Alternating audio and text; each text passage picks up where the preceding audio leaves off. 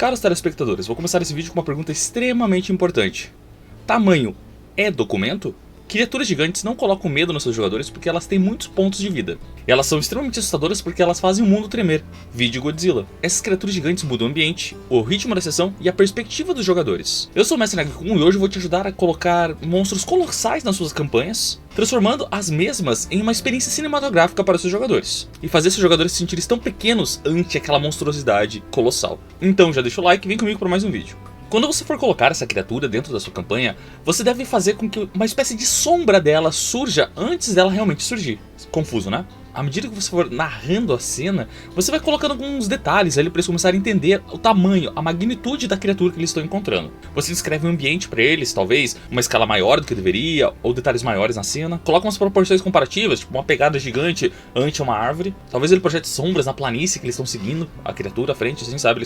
Ou eles vejam a sombra da criatura lá distante, tipo uma espécie de Shadow of Colossus, assim. Também você coloca objetos destruídos, à medida que ele foi caminhando, ele foi quebrando, sem querer, batendo com a mão, batendo com o pé, seja o que for. E claro, você coloca alguns sons que antecedem esse encontro com essa criatura. Quando você começa a desenvolver essa cena, você não fala para os seus jogadores que a criatura é gigante. Você começa a fazer com que os seus jogadores pensem o seguinte: isso não deveria existir.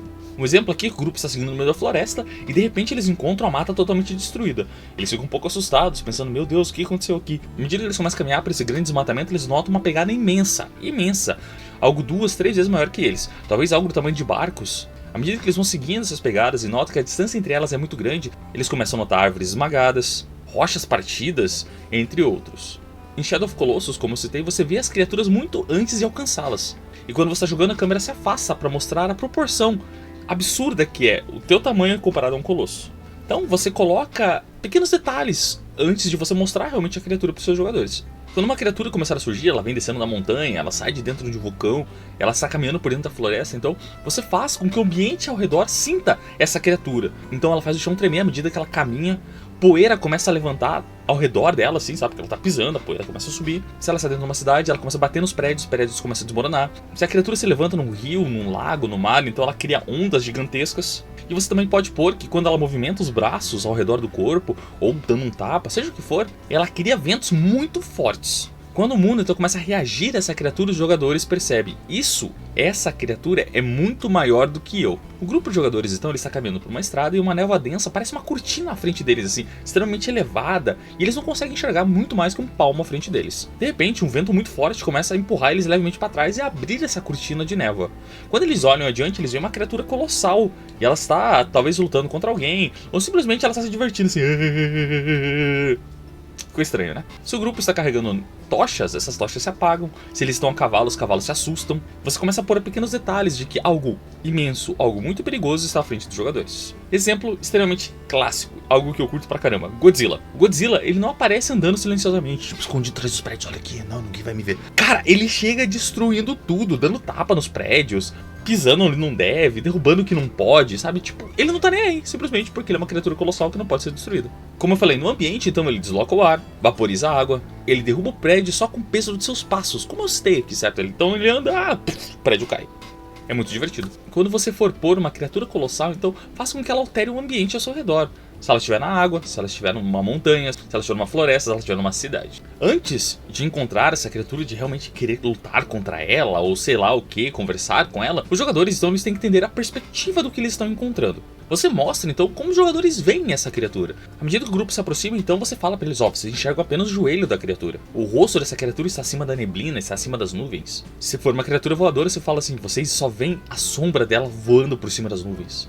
Mas é uma sombra imensa. Aqui você foca no que está ao alcance dos jogadores, não na criatura inteira. O grupo então está rodeando um lago, né? E a neblina então está intensa sobre esse lago e tal, tanto que os jogadores mal enxergam a frente deles. De repente, à frente deles, eles enxergam uma mandíbula gigante saindo de dentro da névoa. É apenas o que eles conseguem ver. O resto do corpo da criatura está além da névoa, está dentro da névoa.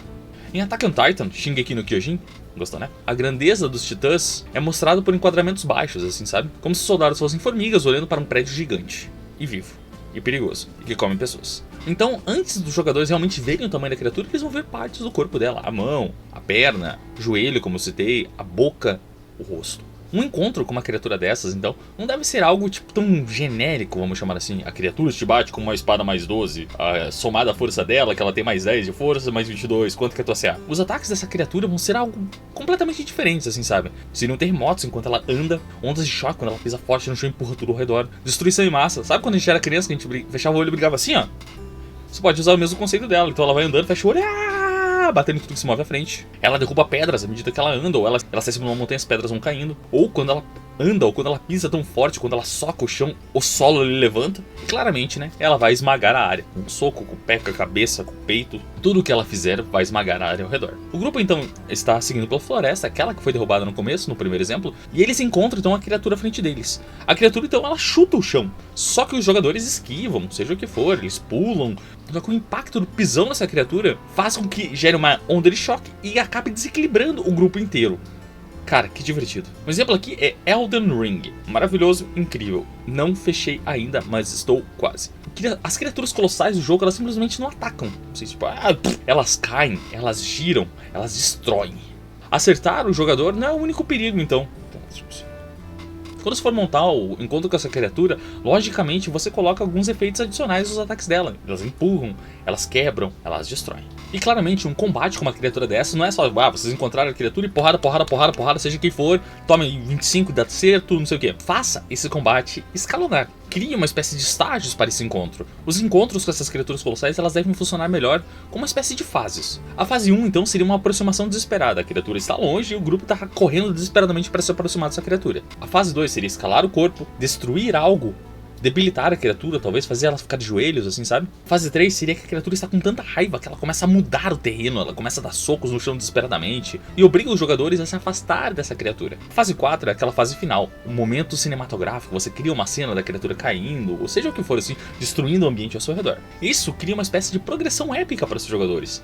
Eles devem se aproximar da criatura, eles devem escalar para talvez debilitar a criatura, eles devem então encarar a raiva dessa criatura e por fim eles devem vencer uma cena linda e cinematográfica da criatura caindo. Um exemplo é que o grupo encontra aquela criatura colossal na névoa assim, e à medida que eles começam a se aproximar da criatura, eles notam que alguns espíritos começam a atacar eles assim, sabe? Esses espíritos eles vivem ao redor da criatura, talvez para protegê-la ou seja o que for. Depois que o grupo lida com esses espíritos, então eles devem escalar as costas dessa criatura para destruir cristais presos à coluna vertebral da criatura, fazendo ela tombar. Só que nisso a criatura se mexe, a criatura dá tapas para trás, tudo para debilitar o grupo, tudo para impedir que ela seja derrotada. Novamente, em Shadow of Colossus, que é um exemplo clássico disso, é um exemplo muito legal disso, o jogador então, ele é obrigado a subir a criatura, resolver uns pequenos puzzles, golpear partes onde estejam brilhando, para assim vencer a criatura no final. Então quando você for criar esse encontro com uma criatura desse tamanho, você divide em fase realmente. Aproximação, eles vão escalar a criatura, o que eles vão encontrar até o momento que eles forem vencer a criatura ou perder. Que provavelmente é o que vai acontecer. Espero que não, mas espero que sim. Também use o medo do desconhecido. Como assim? Mostre essa mesma criatura aos poucos. Você não vai colocar ela inteira assim, surgir de dentro da água. Essas criaturas colossais, elas funcionam melhor quando partes do corpo dela aparecem antes do todo. A mão, a cabeça, a perna, assim, sabe? O rugido dela ecoa por um vale antes da forma completa dela aparecer. A sombra dela, então, passa antes da criatura, assim, sabe? Ou o grupo, então, está caminhando e vê a sombra de algo no meio das nuvens, assim, sabe? Aqui você realmente coloca o medo do desconhecido como uma peça central desse encontro. Os jogadores, então, eles vão ficar um pouco apreensivos. Oh, meu Deus, o que é aquilo? Aí sim, você mostra tudo pra eles.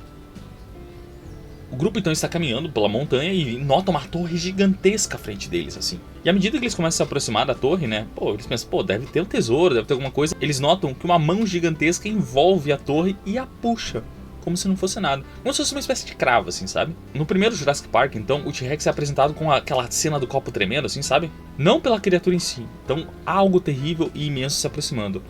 E aquela apreensão recai sobre todos. Sobre quem tá no filme e sobre quem tá assistindo. Então você coloca partes da criatura antes de mostrar o todo. É divertido também, né? Se a criatura for tão grande, tão imensa, a ponto de ela ser do tamanho de uma montanha, você coloca ela como uma espécie de terreno a ser explorado, assim. Talvez eles passem de um ponto pra cá, vão subir aqui, escalem aqui e tal. É divertido. A ideia é que esse colosso é tão grande, mas tão grande, que ele é uma espécie de lugar a ser explorado. Talvez ele tenha cavernas nas costelas, templos construídos no dorso, runas gigantes no seu corpo, escamas que são uma espécie de plataforma para seus jogadores, órgãos expostos como se fossem masmorras. E além de tudo, ele deve ter alguns pequenos parasitas assim no corpo dele, algumas criaturas que eles vão encontrar que talvez vivam no corpo dessa mesma criatura para ajudá-la a sobreviver ou para ajudar qualquer coisa, para dar uma certa dificuldade para os jogadores. Então a ideia aqui é que você monta essa criatura com uma espécie de aventura, não necessariamente o combate em si. O grupo então ele está caminhando, né, por um deserto, caminhando pela montanha, caminhando por onde for, e eles notam algo descendo de cima, assim, gigantesco, imenso, a sombra primeiro, e à medida que começa a descer das nuvens, eles começam a ver as patas primeiro, assim, e essa criatura então, ela pousa no chão, aquele, né, som ensurdecedor, aquele baque surdo, assim, sabe? E eles notam que é um dragão gigante, um dragão ancestral, colossal. Então, à distância, os jogadores notam, né, que essa criatura então tem cidades presas às suas próprias asas, e os jogadores então devem atravessar esse pequeno cemitério suspenso para chegar até a criatura, para talvez enfrentá-la em um combate ou chegar até seu coração. Em God of War, a Serpente do Mundo é literalmente um cenário. Então também dê uma certa personalidade esse colosso que você está criando. Ele não é só um monstro por ser um monstro.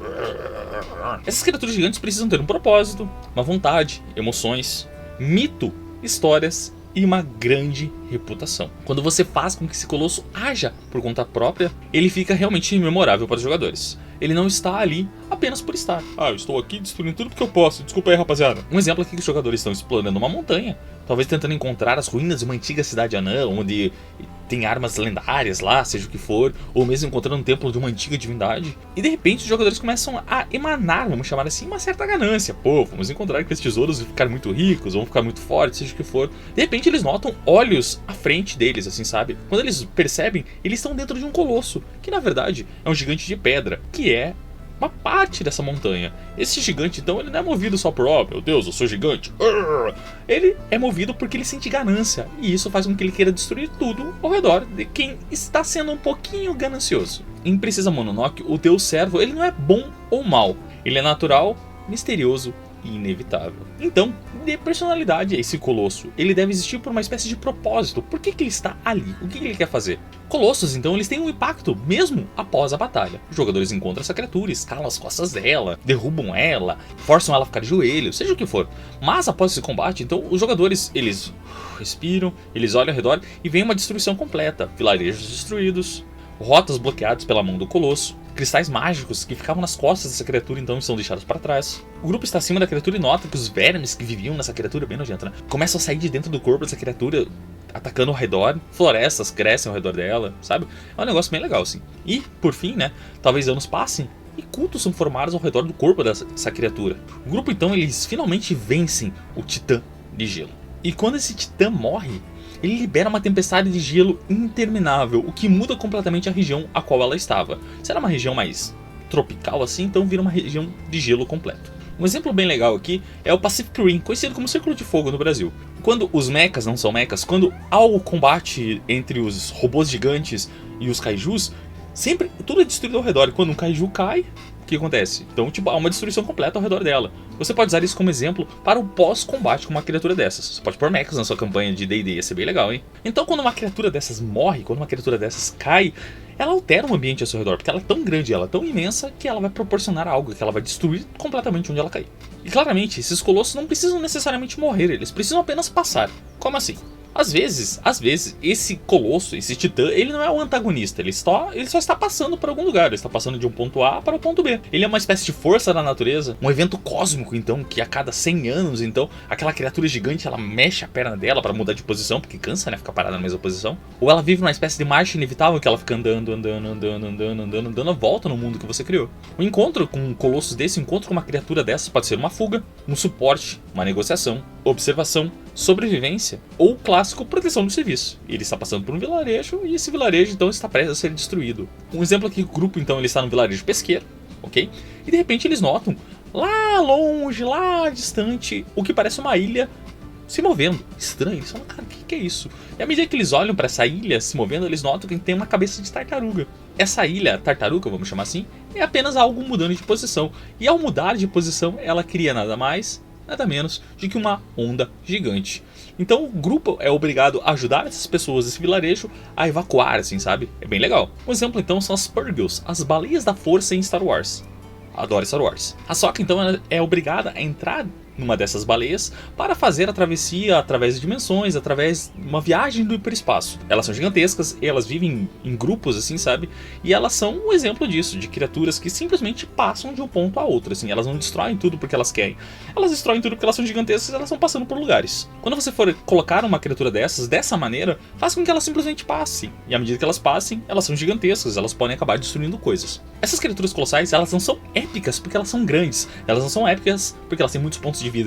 Elas não são épicas porque elas têm um bônus de mais de 36 de dano. Elas são épicas porque elas fazem os jogadores sentir que o mundo é muito maior do que eles são ou muito maior do que eles imaginariam.